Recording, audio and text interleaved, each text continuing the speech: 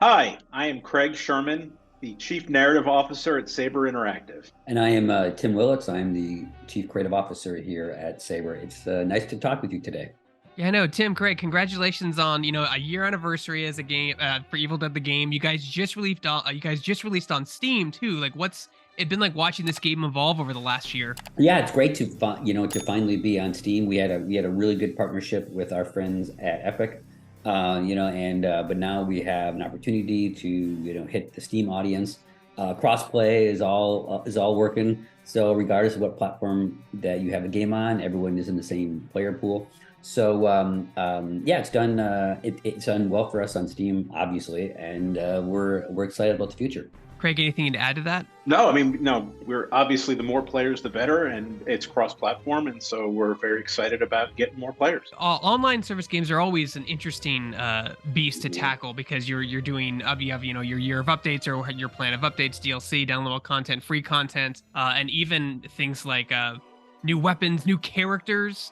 And this past year, you guys have had no shortage of content with costumes, weapons, like I said, characters. How far would these updates plan? Was this, do you plan your DLC in like a year block, or is it like even farther? So we did plan kind of our updates, throughout the year.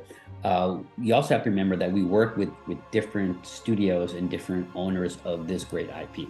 So we have Lionsgate, we have MGM, we have Studio Canal. So if you look back at the year of updates, you can kind of see that we blocked kind of content in kind of groupings, like the Army of Darkness was one kind of grouping where the new map, new boss, some new characters, and then now we've just went out with Ball and Ash's dad, and that's kind of that grouping that's in Ash versus the Evil Dead. So working with these license holders, and they're great to work with. We definitely had to plan the entire year out. How does stuff like when Evil Dead Rise, like when that movie releases, how does that affect your game's ecosystem in general? I mean, from a community standpoint or from a developer standpoint? Rising water makes all the boats go up. Again, Rise is a new chapter in that franchise. We don't actually have Rise content, but man, the more people that's talking about Evil Dead, the better. The Evil Dead kind of remake with Maya, because she's in the game. I don't remember a lot of it. I remember the raining blood scene at the end. That's what I remember the most. It's terrifying. Yeah. And it doesn't really lean on the comedy too much on that aspect of it. It's just terrifying and so gory, almost nothing like it. So I wonder how this new one compares. It's just as a gory. refresher, we should probably have Craig explain how we got all these IPs into one game. Well, I can explain from the story side. That's what you're asking, because Yes. okay, Yes. If okay. you don't mind, if I I have don't him. mind. I Okay. don't mind. So yeah, I mean, obviously, there was a huge amount of excitement for when we found out we were going to be able to do this, because it seemed like an impossible thing to get all. There's so many license holders, and so we had to make it work. We were like, this is the ultimate fan game. So I thought about it a lot and thought, well, the Evil Dead. It's very important to keep story intact for Evil Dead. It's big for the fans. It's big for us. And I thought, well, how can we possibly do this? Like, what is the connection? They're from every corner of the Evil Dead universe. So I thought about it a lot, and Evil Dead gives you a lot of room to sort of play in that world with time travel and obviously with supernatural stuff. And so the idea is. And this information is given a lot more detail in the Nobi recordings that you get after you finish a single player mission. Is that so? Professor Nobi, his wife turns, and he is trying to figure out how to turn her back. And he knows he needs the help of the Savior, because it's in the book. It says that. So he starts to do these incantations, and the incantations don't bring the Savior at first. They bring a lot of people who have worked with the Savior to fight evil. And so through that, he keeps trying and trying, and they keep showing up to a point where they're all in the same place. And obviously Ash shows up as well at some point, and they all have a common goal, which is to, complete the objectives of the game session. There you go. I can't believe that you guys are able to still get likeness rights for all these actors, like these with all these different IP holders and licensing. I know sometimes it can get complicated. Like sometimes you can't get the original voice, but you can get the likeness rights, which because that seems like it's a full-time job in itself, honestly. Yeah. So yes, it's not easy, but what really worked out for us is all the actors wanted to be in it. Because how cool is it to be in a video game? Like if I could put myself in a video game, I would. So we really haven't had much of a challenge. And then Craig he has a good relationship with our casting director, and he's been able to do a lot of voice doubles as well, right, Craig? Yeah. Our casting director is particularly talented at that, and we've had situations where the film actor didn't do the role, but people thought they did, and some instances where the film actor did do the role and people thought it was a sound alike. So we're pretty close. In terms of like the franchise as a whole, Craig, for you, like, do you work with these multiple studios if they have, say, I know you can't say, I'm talking metaphorically, if like they have plans for like a future movie or TV series or some kind of other IP comic or whatnot, do you work with them and try to make that in future DLCs or expand upon that in your game specifically? I mean, hypothetically, everything's on the table all the time. We'd be happy to talk to any of the license holders about anything coming in the future. Because of the way the game is rolled out, and we haven't had an opportunity to have to work that much with them directly on new stuff. But sure, I mean, we certainly would be interested. So Craig, this was your opportunity to say something like this. There is a secret Easter egg in the game right. that points directly to the next upcoming movie. And like a million people would be searching for this. Is why he's Tim Willits. This is why he's Tim Willits. This is let me retract that. There was a secret Easter egg. We get so many emails. What are you talking about from our license holders? They'd be so mad. It's somewhere on the biggest map. So just go crazy, buy a tree, and then they're like, okay. Exactly. Go to every tree as possible. So yeah. What are some of the challenges in making sure, because you do have a lot of licensed IP holders strung across 3 different companies and sometimes more in that case. How do you make sure that everyone is getting what they need, especially as a live service game? Because I know contracts can expire. The contracts need to be renegotiated sometimes. Like, what do you make sure that stuff can stay in the game as long as you're able to financially support it?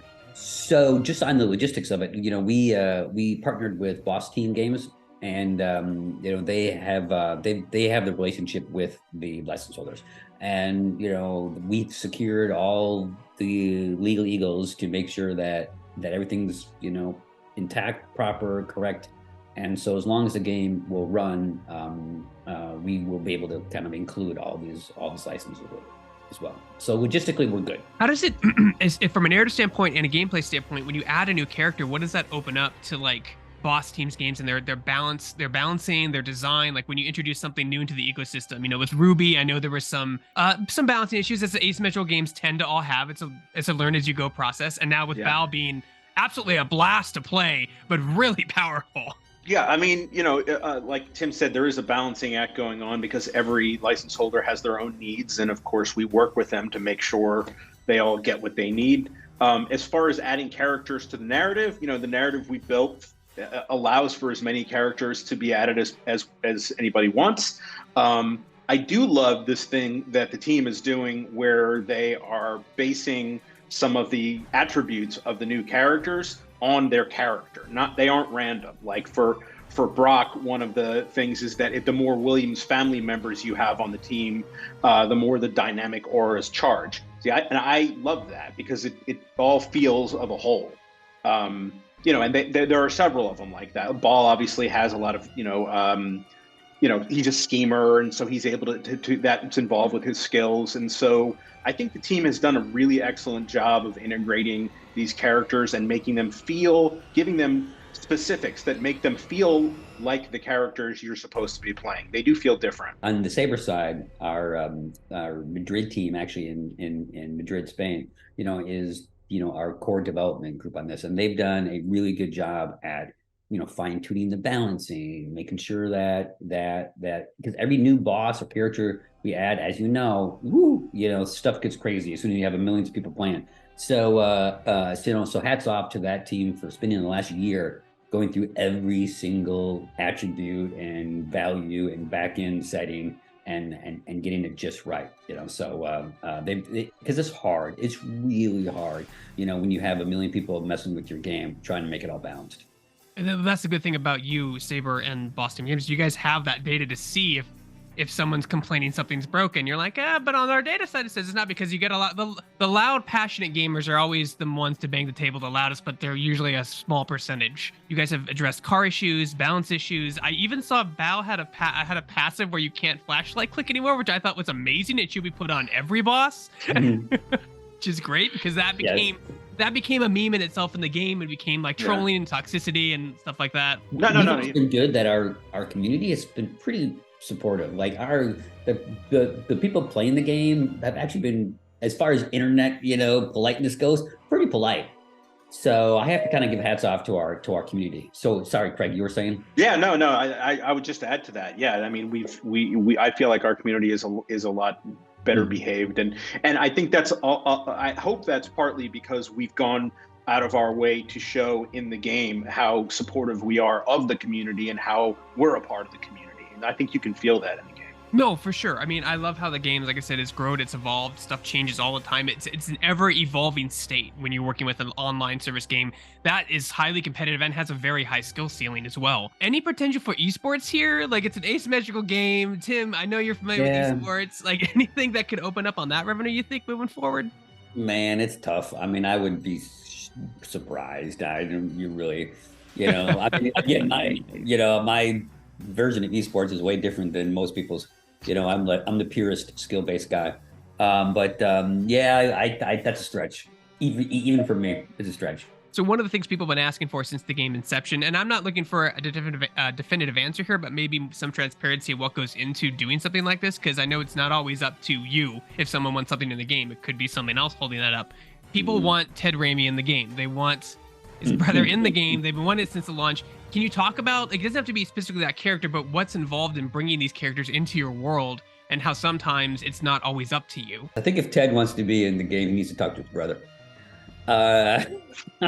There are licensing, balancing, issues. There's also like what different characters would do. Yeah, I mean, like I said earlier, everyone wants to be in a video game, especially when it's a good video game, and they can see all their friends having a great time with their characters. I mean, it's been really great. We've, some of our actors have really embraced the fact that they're in the game, and they're doing little Twitch streams. They're put stuff on their Instagram stories. They love being video game characters. So I can see where some people would also love to be in it, but it's a little more complicated than slapping someone in a game. Yeah, it's just, you can always ask, but then there's all the behind the scenes that the majority of consumers don't know about, yeah, I'd love to be in there. I just need $10 million.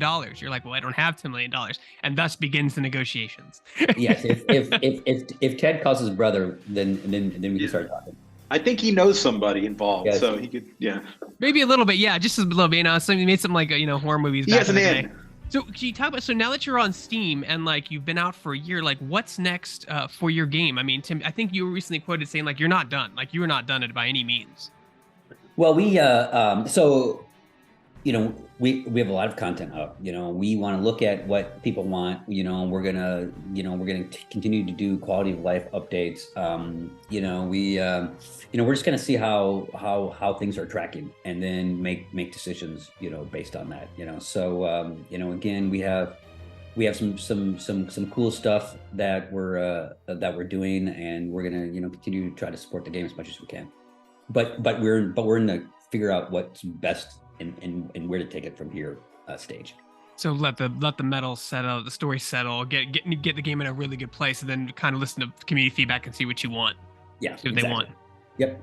I told you this idea at launch, but I would love something would be a licensing only. You wouldn't have to add any mechanics. I'd love an Army of Darkness skeleton voice pack. I would pay $20 for that.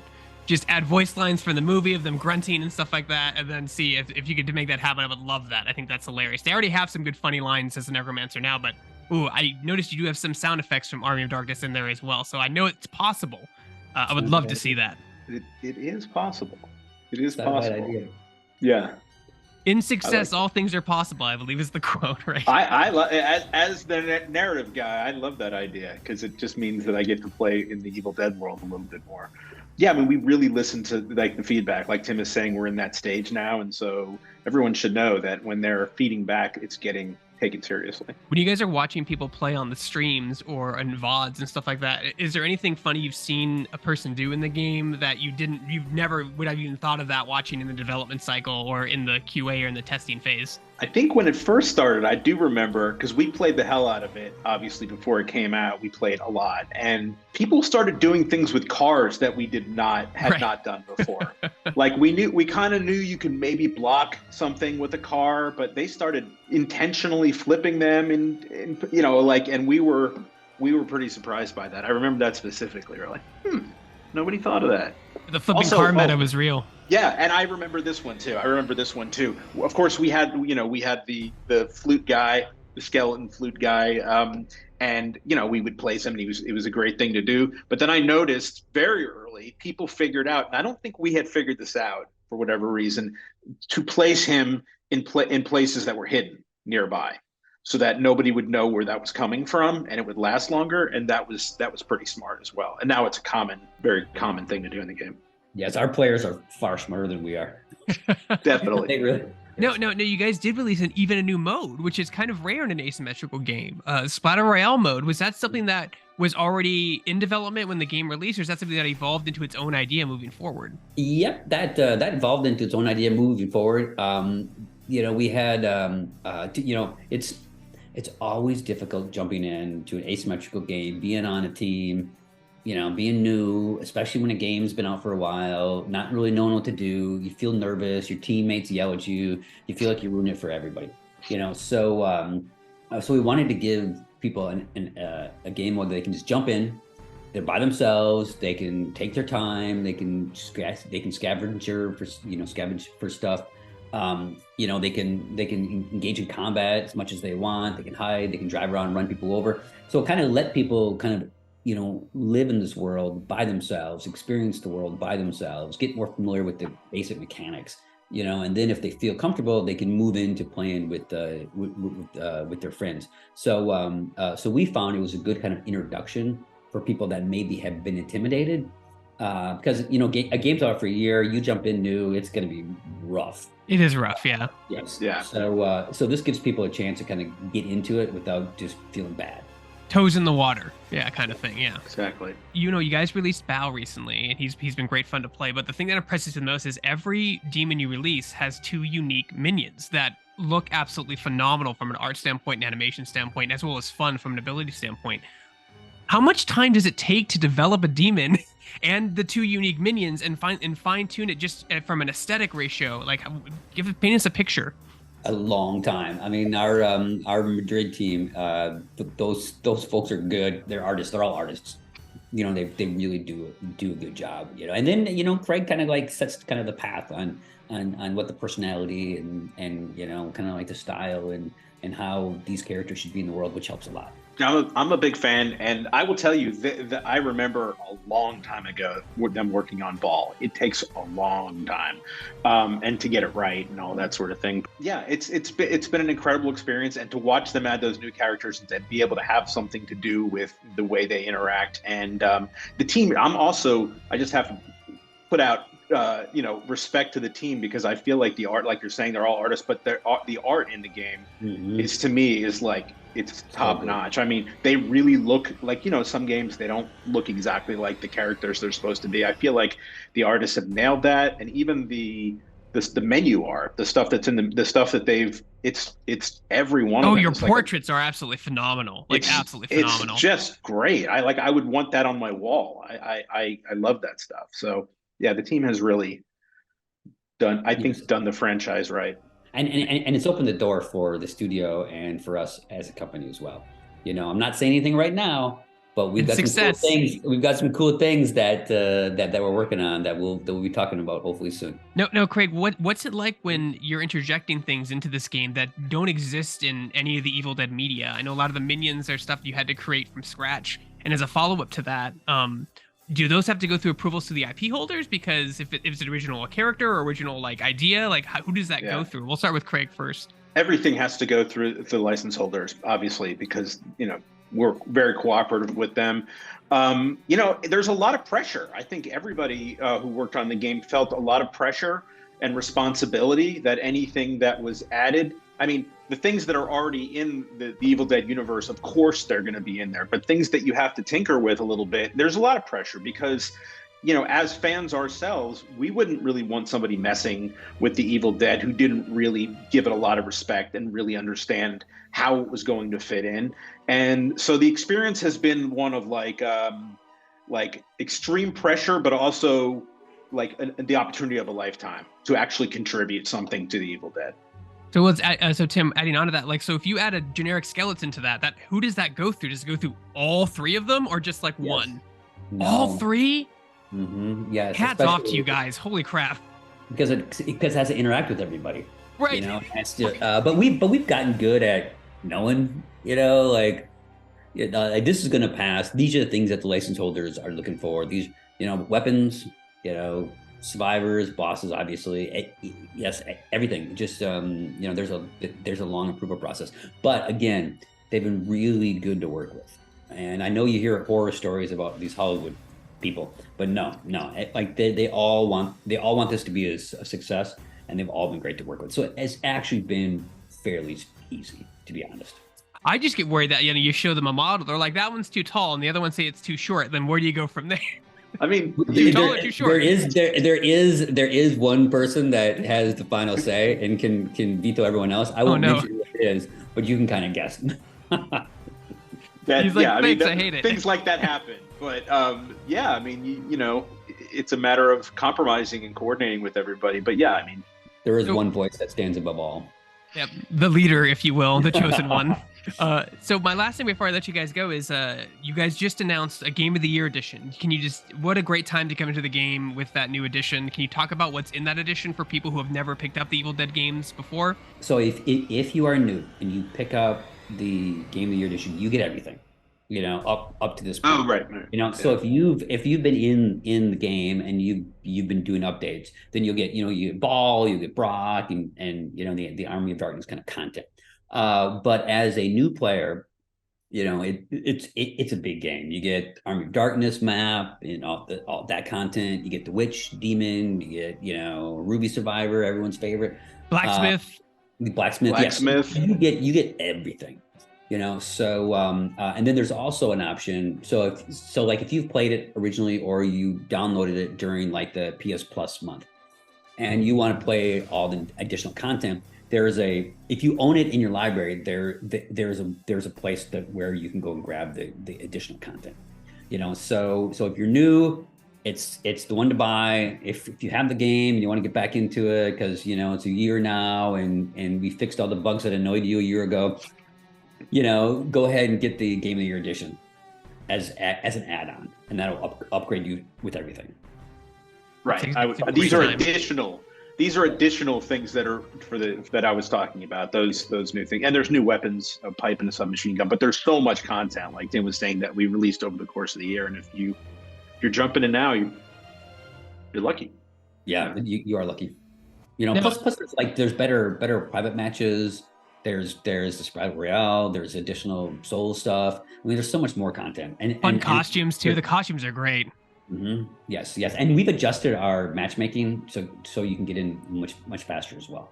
It's a constant battle, constant evolving battles. I've always said. Yes. And the only thing I want to ask is people have been claiming for a new map. Can you say anything to that? Anything plans in the future, or are you just going to stand by and kind of let everything settle for a bit? Yeah. We need to let everything settle for a bit. Plus, maps are they take a lot. They're hard, yeah, because they're stagnant. This is design. This isn't procedurally generated. It's by design, folks. Right. Yes. So again, we're gonna see where things are. We're gonna see what people are asking for, and then kind of move from there. In the meantime, where can people go to continually support your game, to get that new content? Where can they communicate with you? Your socials, Discord, website? Yes. So we're on every platform. And then, you can obviously go to, Evil Dead the Game website. We have a kind of portal for feedback, and then you can also always just tweet at Evil Dead the Game as well. So easy. We're easy to find.